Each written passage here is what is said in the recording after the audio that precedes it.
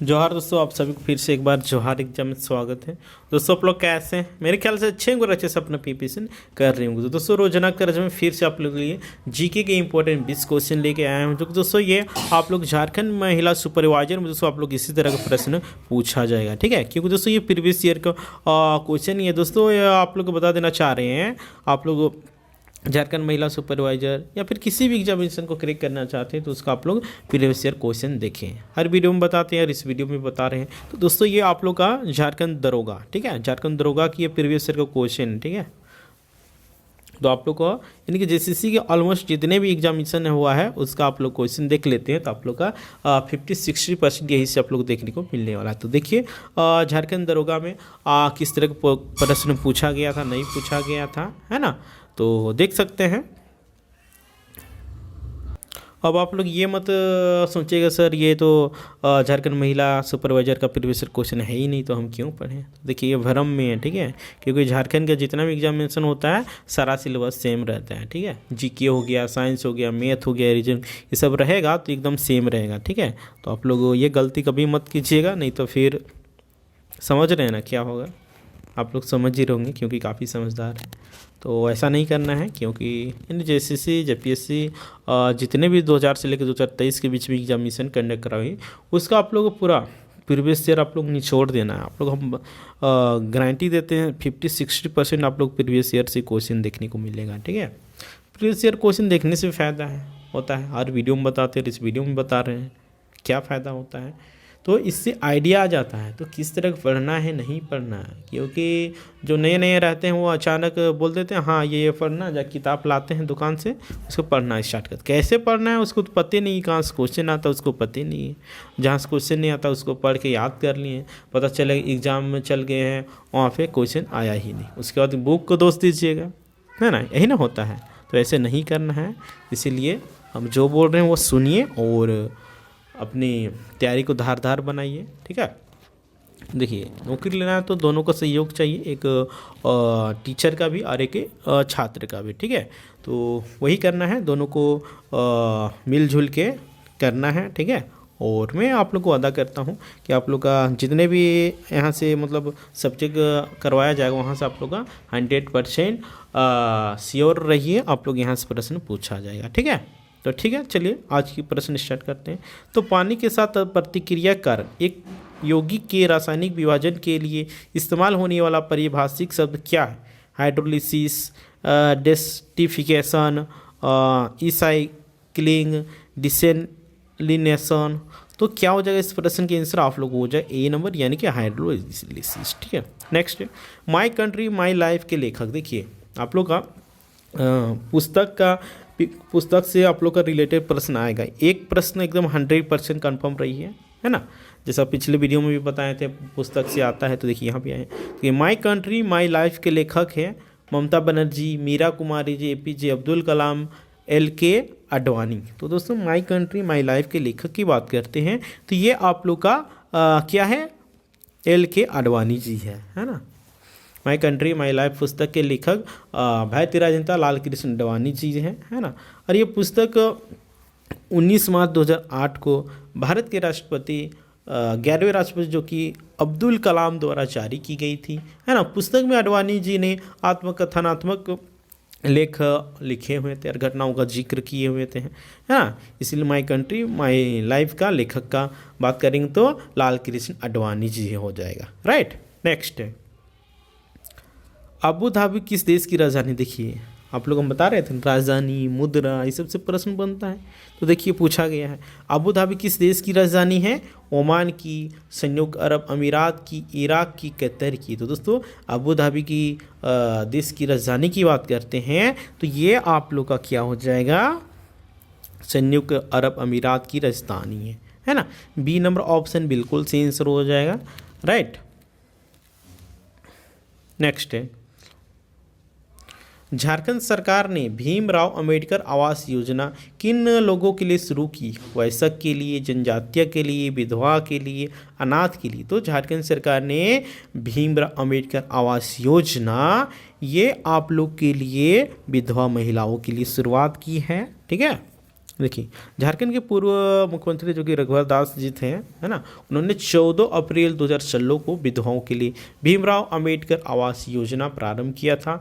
योजना का उद्देश्य समाज में समानता और सद्भाव बनाए रखना था, है ना, और सर्वांगीण विकास सुनिश्चित करना था। इस योजना का बजट लगभग 80 करोड़ था। कितना? 80 करोड़ था, जिसमें से विधवा महिलाओं के लिए बजट 2016-17 के दौरान 11,000 मकान का निर्माण किया जाना था। ठीक है, देखिए झारखंड की योजना है ना, जितना मतलब 1 से 2 साल का आप लोग पढ़ लेना है। ठीक है, 1 से 2 साल की योजना आप लोग पढ़ लेना है, और जो इम्पोर्टेंट होता है ना, 2000 से लेकर 2023 के जो भी इम्पोर्टेंट का भी पढ़ना है, क्योंकि बहुत सारी योजना हुआ है ना, जो मतलब चर्चित में है, जो जिसमें काम हुआ वही सब आप लोग पढ़ लीजिएगा। योजना से आप लोग 1 से 2 प्रश्न देखने को मिलेगा। राइट, नेक्स्ट है IRDA किस क्षेत्र से संबंधित? बैंकिंग से, चिकित्सा से, बीमा से, आप लोग का टेलीकॉम से। तो दोस्तों IRDA ये आप लोग का संबंधित है किससे? तो बीमा से। ठीक है, IRD की इसका फुल फॉर्म की हम लोग बात करते हैं। सबसे पहले तो इसका फुल फॉर्म होता है I से इंश्योरेंस, और R से आप लोग का हो गया रेगुलेटरी, D से हो गया आपका डेवलपमेंट, और A से अथॉरिटी, यानी कि insurance regulatory and development authority. ठीक है, हिंदी में इसको कह सकते हैं बीमा विनियामक और विकास प्राधिकरण। ठीक है, बीमा क्षेत्र के विनिमय के लिए भारतीय एजेंसी है। इसकी स्थापना की बात करते तो इसका स्थापना 1999 ईस्वी में हुआ था, है ना। IRD के इसका मुख्यालय की हेडक्वार्टर की बात करते तो हैदराबाद में। कहाँ है? हैदराबाद में। नेक्स्ट है संयुक्त राष्ट्र संघ के महासचिव कौन है? बताइए, संयुक्त राष्ट्र संघ के महासचिव की बात करते हैं तो ये आप लोग का जिस समय एग्ज़ाम हुआ था उस समय कौन था? गुटेरस। ठीक है, एंटियो गुटेरस था। तो इस हिसाब से बी नंबर ऑप्शन बिल्कुल से आंसर हो जाएगा। ठीक है, और अभी वर्तमान की बात करते हैं तो अभी वर्तमान में भी यही है, एंटियो गुटेरस से है। ठीक है, इसको कार्यकाल आपका 1 जनवरी 2022 से 31 दिसंबर 2023 तक इसका एक्सटेंड कर दिया गया है। ठीक है, और ये पुर्तगाल के क्या बोलते हैं पूर्व प्रधानमंत्री भी, यानी पुर्तगाल के पहले प्रधानमंत्री भी एंटोनियो गुटेरस। ठीक है, नेक्स्ट है जालियांवाला बाग हत्याकांड कहाँ हुआ था और कब हुआ था? डेट भी आप लोग बता दें तो हम आप लोग का बता देंगे कहाँ हुआ था। आप लोग का डेट बता देना, कमेंट बॉक्स में आप लोग कमेंट करना अनिवार्य है। जितने कोई भी आप लोग देखिएगा इस वीडियो को कमेंट करना अनिवार्य, जो भी गलत सही जो भी जानते हो उसको आप लोग कीजिए। जालंधर, अमृतसर, चंडीगढ़, दिल्ली। तो दोस्तों जालियांवाला बाग हत्याकांड की बात करते हैं तो ये आप लोग अमृतसर में होता है। अमृतसर ये आप लोग का कहाँ है? पंजाब में स्थित है। ठीक है, और आप लोग को हम बोले हैं जालियांवाला बाग का हत्याकांड कब हुआ था, उसका पूरा डेट के साथ आप लोग को मेंशन करके कमेंट बॉक्स में कमेंट करके बताना है। ठीक है, नेक्स्ट इनमें से क्या खाद्य अनाज से संबंधित है? देखिए एक कृषि चैप्टर होता है, कृषि चैप्टर का आप लोग पढ़ लीजिएगा, यहाँ से आप लोग एक प्रश्न देखने को मिलेगा। ठीक है, देखिए इनमें से क्या खाद्य अनाज से संबंधित है? हरित क्रांति, श्वेत क्रांति, गोल क्रांति, लाल क्रांति। तो खाद्य से ये आप लोग का संबंधित है जो कि हरित क्रांति। ठीक है, ए नंबर ऑप्शन बिल्कुल से आंसर हो जाएगा। देखिए हरित क्रांति क्या है? ठीक है, हरित क्रांति बारे हम लोग जानकारी प्राप्त कर लेते। तो हरित क्रांति भारत की नई कृषि नीति सन 1967 से 68 में लागू की गई, जिसमें अधिक उपज देने वाली बीजों का बोया गया था। कृषि की नई तकनीकों का प्रयोग किया गया, जिससे क्या हुआ कि फसल उत्पादन में गति प्रदान हुआ, और इसे ही हम लोग उसको हरित क्रांति कहते हैं ना। और एक श्वेत क्रांति भी है। श्वेत क्रांति क्या है? तो दोस्तों भारत को विश्व में दूध का सबसे बड़ा उत्पादक बनाने के लिए उद्देश्य से सन 1970 ईस्वी में ऑपरेशन फ्लड नाम से एक अभियान चलाया गया था, जो कि आगे चलकर श्वेत क्रांति के रूप में जाना गया, है ना। एंड और एक है आप लोग गोल क्रांति। गोल क्रांति क्या है? तो ये आलू उत्पादन से संबंधित है। ठीक है, देखिए केंद्रीय आलू अनुसंधान संस्थान जो कि शिमला में स्थित है ना, हिमाचल प्रदेश द्वारा आलू क्रांति संभव हुई है, जिसे गोल क्रांति कहा जाता है। 1971 में आलू उत्पादन को तीव्र गति प्रदान करने के लिए अखिल भारतीय समन्वित आलू सुधार परियोजना की शुरुआत की गई। देन और एक है आप लोग का लाल क्रांति। तो लाल क्रांति क्या है मित्रों? तो लाल क्रांति देश में मांस और टमाटर उत्पादन को बढ़ावा देने के लिए लाल क्रांति की शुरुआत की गई थी। ठीक है, वो आप लोग सारा कॉन्सेप्ट क्लियर हो गया होगा। क्लियर हो गया तो आप लोग थम्स अप कर दीजिए और इस वीडियो को लाइक कर दीजिएगा, ठीक है। नेक्स्ट है,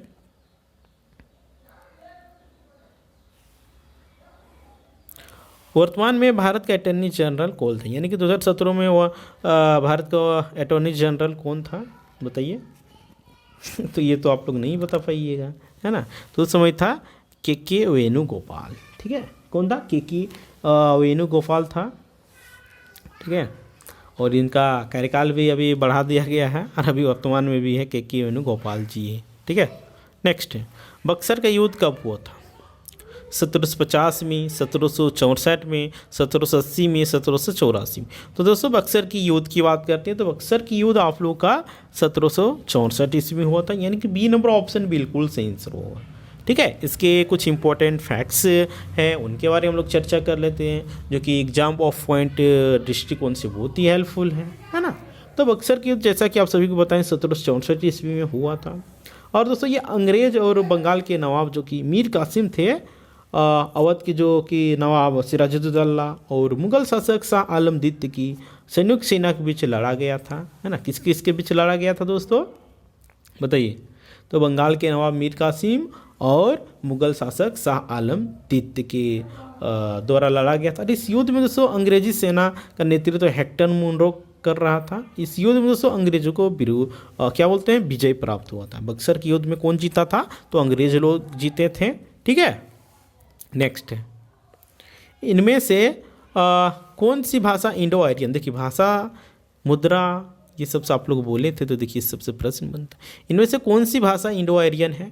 बोडो, सिंधी, तमिल, संथाली। तो दोस्तों ये आप लोग का सिंधी जो कि इंडो आर्यन भाषा, बाद बाकी बोडो हो गया, तमिल हो गया, ये सब क्या है बताइए, क्या है बताइए, कमेंट करके बताइए आप लोग। ये आप लोगों का टास्क रहा, ठीक है। नेक्स्ट है, देखिए एक क्वेश्चन देखिए पूछा गया था 15 जुलाई 2017 को यूनिसेफ की वैश्विक सद्भावना के रूप में किसे नियुक्त किया गया था? तो उस समय ये नियुक्त किया गया था आप लोग का लिली सिंह जी को। नेक्स्ट है, भारत में राष्ट्रीय पंचायती राज दिवस कब मनाए? देखिए आप लोग को हम बार बार बोल रहे हैं पंचायती राज आप लोग पढ़ लीजिएगा, हम जितना बता रहे हैं ना आप लोग सिर्फ उतना पढ़ लीजिएगा। आप लोग अभी जाइए, आज आप लोग पंचायती राज खत्म कर दीजिए, ठीक है। पंचायती राज एकदम फिनिश कर दीजिए। आप लोग यहाँ से 1 से 2 प्रश्न आप लोग को देखने को मिलेगा। तो भारत में राष्ट्रीय पंचायती राज दिवस की बात करते हैं तो कब हुआ था बोलिए बताइए। तो देखिए आप लोग को ऑप्शन में दिया हुआ है 14 मार्च, बी में दिया हुआ 28 मार्च, सी में दिया हुआ 18 अप्रैल और डी में दिया हुआ 24 अप्रैल। तो दोस्तों इस प्रश्न के आंसर आप लोग क्या हो जाएगा? तो 28 मार्च को पंचायती राज दिवस मनाया जाता है ना। इससे कुछ इंपॉर्टेंट फैक्ट्स के बारे में जानकारी प्राप्त करते हैं दोस्तों हम लोग, है। देखिए भारत में शक्ति के विकेंद्री के रूप में पंचायती राज का शुभारंभ आप लोग को 2 अक्टूबर, देखिए इस तिथि को याद कर लीजिए, नोट डाउन कर, 2 अक्टूबर 1959 को राजस्थान के नागौर जिले से प्रारंभ किया गया। पंचायती राज का शुरुआत कहाँ से हुआ था? राजस्थान के नागौर जिले से। कब? तो 2 अक्टूबर 1959 ईस्वी को, राइट, है ना। लेकिन देखिए पंचायती राज को संवैधानिक दर्जा ये 73वें संविधान संशोधन अधिनियम 1992 द्वारा दिया गया था, जिसे दोस्तों 24 अप्रैल 1993 से पूरे देश में लागू किया गया। पंचायती राज व्यवस्था पूरे देश में कब लागू हुआ? तो 24 अप्रैल 1993 ईस्वी में। इसलिए 24 अप्रैल को पंचायती राज दिवस मनाया जाता है, ठीक है। नेक्स्ट है, 1975 से 1977 के दौरान प्रधानमंत्री इंदिरा गांधी द्वारा लागू किए गए आपातकाल की अवधि क्या थी? तो बताइए 1975 से 1977 में प्रधानमंत्री इंदिरा गांधी के द्वारा लागू किए गए आपातकालीन की मतलब समय सीमा क्या था, वो कितना महीना का था, वो आप लोगों को बताना है। तो दोस्तों ये आप लोगों का 21 मंथ का था, है ना, कितना 21 मंथ का था। नेक्स्ट नंबर प्रश्न की बात करते हैं तो जमशेदपुर में कीनन अंतर्राष्ट्रीय क्रिकेट स्टेडियम का स्वामित्व किस कारपोरेट समूह के पास है? Rungta mines, Tata steel, Usha Martin, Aditya Birla chemicals. तो दोस्तों इस प्रश्न के आंसर हो जाएगा टाटा स्टील के पास इसका स्वामित्व है, यानी कि टाटा स्टील उसका मालिक है ना। देखिए जमशेदपुर के बारे में हम लोग जान लेते हैं, ठीक है। तो देखिए जमशेदपुर शहर के कीनन स्टेडियम का निर्माण देखिए इस नाम को आप लोगों को नोट डाउन कर, जॉन लॉरेंस कीनन याद और सम्मान में बना है। जॉन जमशेदपुर के टाटा कंपनी के ब्लास्ट फर्नेस में भतार फोर में नौकरी करते थे। 25 साल तक सेवा देने के बाद दिसंबर 1937 में वो भारत छोड़कर चले गए। सबके सहयोग से जॉन की याद में स्टेडियम बना और नाम पड़ा कीनन स्टेडियम। ठीक है, नेक्स्ट है मातोश्री नाम पुस्तक किसने लिखी। देखिए 2 प्रश्न आप लोग को पुस्तक से ही देखने को मिला, तो देखिए कितना इंपॉर्टेंट है। तो मातोश्री नाम की पुस्तक किसने लिखी? सुमित्रा महाजन ने, मीरा कुमार ने, सोमनाथ चटर्जी ने, मनोहर जोशी ने। तो दोस्तों ये आप लोग का सुमित्रा महाजन ने मातोश्री का पुस्तक लिखा है। ठीक है, आप लोग को बहुत जल्द मैं पुस्तक जितने भी इम्पोर्टेंट पुस्तक है लेखक है उनके बारे आप लोग का एक पूरा वीडियो लाने वाला हूँ। ठीक है, आप लोग वेट कर लीजिए थोड़ा। नेक्स्ट है उस देश का नाम लिखिए जहाँ पेसो इस्तेमाल होने वाली मुद्रा शामिल नहीं है, है ना। उस देश का नाम बताना है जिस देश में पेसो वहाँ की मुद्रा नहीं। Argentina, Chile, Costa Rica, Colombia. तो दोस्तों इस प्रश्न के आंसर आप लोगों को कोस्टा, जो कि कोस्टा की मुद्रा क्या पेसो नहीं है। बाद बाकी अर्जेंटीना हो गया, चिली हो गया, कोलंबिया हो गया, ये सब की मुद्रा क्या है तो पेसो है। ठीक है, देखिए कोस्टा रिका मध्य अमेरिका देश है, यहाँ की मुद्रा कोस्टा रिकन कॉलोन है। एक भारतीय रुपये बराबर 8.05 कोस्टा रिकन कॉलोन होता है। ठीक है, नेक्स्ट कन्याओं को उच्च शिक्षा के लिए प्रोत्साहित करने के लिए भारत सरकार ने 14 नवंबर 2014 को कौन सी योजना शुरू की थी? विद्यांजलि योजना, उड़ान योजना, विकल्प योजना, राष्ट्रीय गोकुल मिशन योजना। तो दोस्तों ये आप लोग को उड़ान योजना 2014 में शुरू किया गया था, इसलिए 20 नंबर क्या है 18 का बी नंबर ऑप्शन बिल्कुल सही आंसर हो जाएगा। राइट, नेक्स्ट है देखिए और एक करंट अफेयर क्वेश्चन दे दिया आप लोग का। भारतीय नौसेना की हिरासत में रखे हुए उस अधिकारी का नाम बताएं जिसे 3 मार्च 2016 को बलूचिस्तान से गिरफ्तार किया गया था और पाकिस्तान में मृत्युदंड की सज़ा सुनाई गई थी। तो दोस्तों इस प्रश्न का आंसर हो जाएगा कुलभूषण जाधव जी को सुनाया गया था। ठीक है, ये ट्रेंडिंग में था। ठीक है, जो भी ट्रेंडिंग में रहता है उसी को पढ़िए क्योंकि उसी से करंट अफेयर बनता है। ठीक है, देखिए आज की लास्ट प्रश्न है, इनमें से कौन सा मोबाइल ऐप भारतीय राष्ट्रीय भुगतान निगम द्वारा विकसित किया गया था? Airtel money, at cash, SBI वड्डी, भीम। तो इस प्रश्न का आंसर हो जाएगा भीम। ठीक है, बी नंबर ऑप्शन बिल्कुल सही आंसर हो जाएगा। राइट, तो उम्मीद करते हैं दोस्तों ये सेशन आप लोग का हेल्पफुल हो रहा है। तो आप लोग वीडियो को लाइक करें, कमेंट करें, वीडियो को ज़्यादा से ज़्यादा शेयर करें ताकि जितने भी झारखंड महिला सुपरवाइजर की तैयारी करने वाली अभ्यर्थीगण होंगे उन लोग पास ये वीडियो पहुंच सके, उन लोग भी इसका फ़ायदा उठा सकें। ठीक है, क्योंकि आप लोग इसी तरह का प्रश्न आप लोग झारखंड महिला सुपरवाइजर में देखने को मिलने वाला है। ठीक है, तो आप लोग देखना ना भूलें और अभी तक आप लोग इस चैनल में नए होंगे तो बोलेंगे जोहार एकदम सब्सक्राइब कर लें एंड बेल आइकन को प्रेस कर दे ताकि जब भी इसी तरह की वीडियो अपलोड होगा तो आप लोग सबसे पहले नोटिफिकेशन मिल सकेगा। तो ठीक है दोस्तों, फिर मिलते हैं।